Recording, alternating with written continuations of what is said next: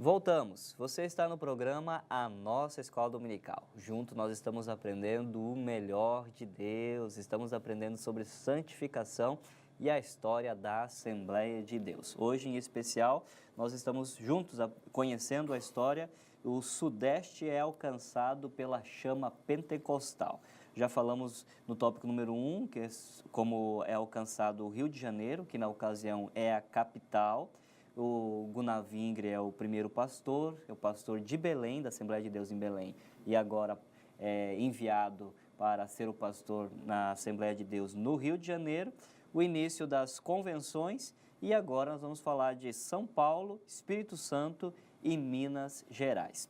Pastor Guilherme, aqui nós também temos o segundo movimento, né? Já vimos o movimento de Gunavingre no Rio, e agora a gente vê o movimento de Daniel Berg. Exatamente. O Daniel Berg acontece o seguinte: alguns irmãos saem de Recife e vão morar em Santos, né?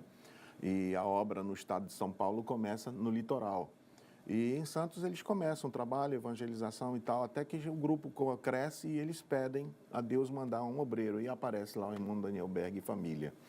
E lá começou esse trabalho.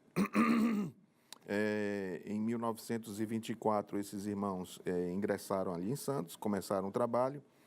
E Daniel Berg chega a meados de 1925 e fica até mais ou menos até 1930.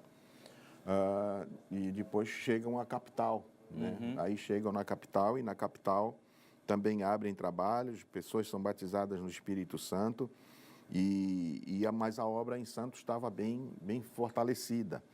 E já em Santos, o irmão Daniel Berg dirigiu a obra em São Paulo, de São Paulo até 1930, quando, por motivo de doença, ele viajou para a Suécia.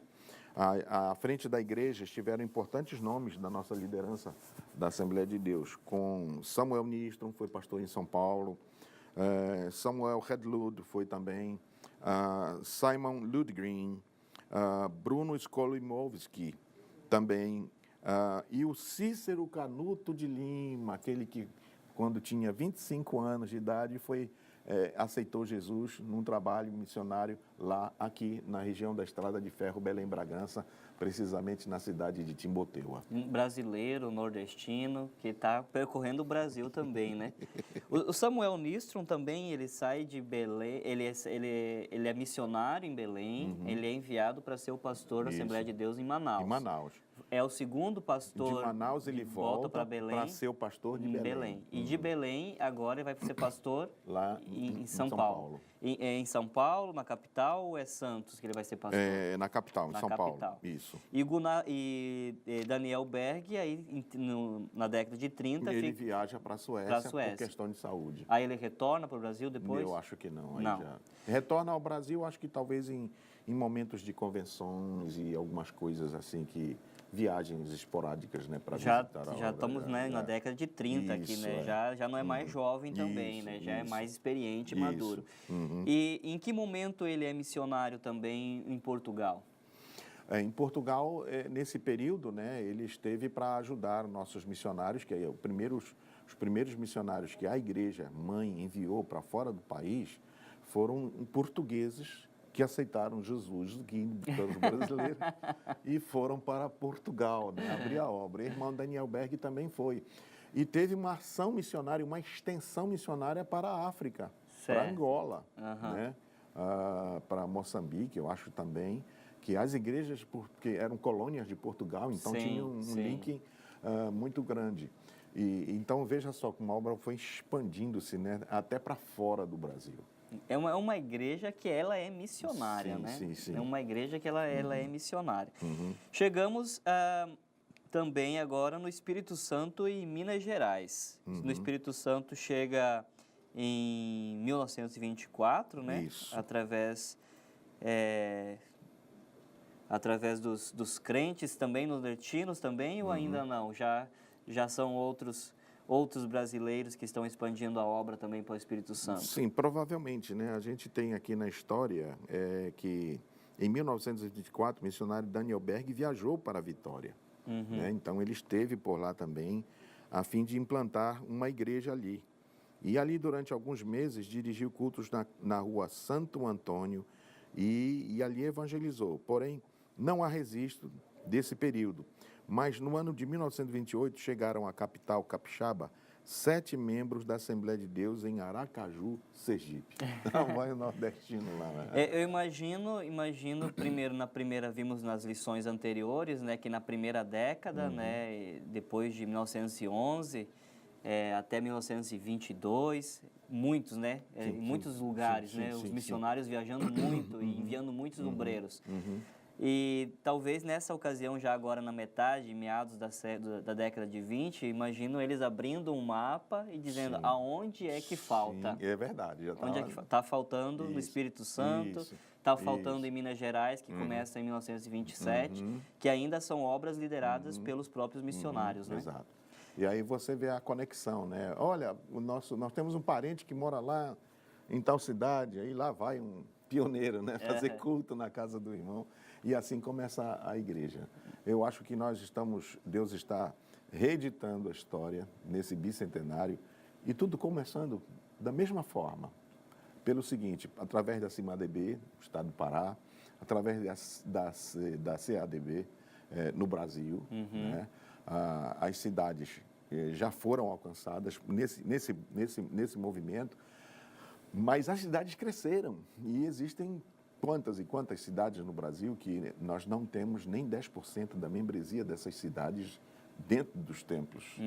Então, o campo, a seara continua sendo grande, a necessidade continua sendo maior, e para qualquer lado que você olhar nesse país, abrindo o mapa, você tem um espaço para ali fundar um trabalho, abrir uma igreja. Tem muita coisa para ser feita ainda, né? Sim.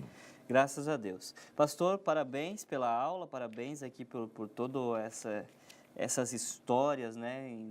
Nos deixa entusiasmados a conhecer mais da nossa história. Vale a pena destacar uma fase da história da Assembleia de Deus, é que chega aquela fase que a gente precisa de um estudo sistemático da Palavra de Deus. Nós precisamos de um curso de teologia, nós precisamos formar os nossos líderes, nossos pastores, nesse mesmo evento que a gente viu hoje agora no nosso congresso de escola dominical.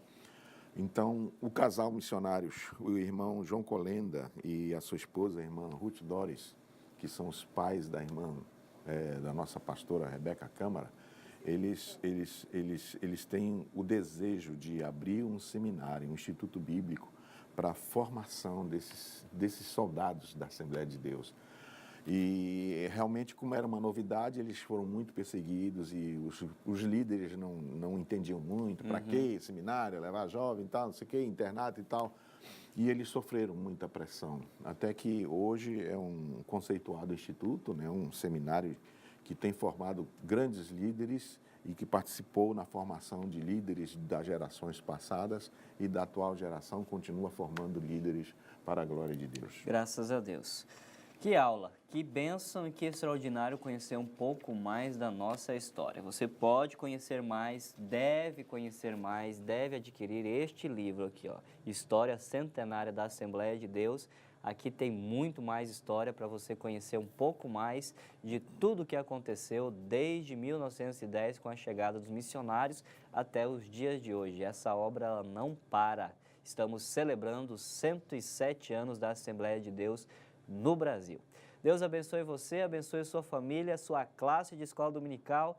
E se Jesus não vier antes, nos encontramos no próximo final de semana para nós encerrarmos o trimestre e encerrarmos este estudo. Deus abençoe você e até lá. O programa de educação cristã está a pleno vapor. São mais de 80 mil alunos formados em teologia básica na escola dominical. Um currículo completo para as áreas de prática ministerial, desenvolvimento espiritual, estudos bíblicos, evangelismo e missões. 24 temas, 312 lições à sua disposição. E não paramos por aí. Temos programas de TV, rádio e YouTube e suporte especializado para professores e coordenadores.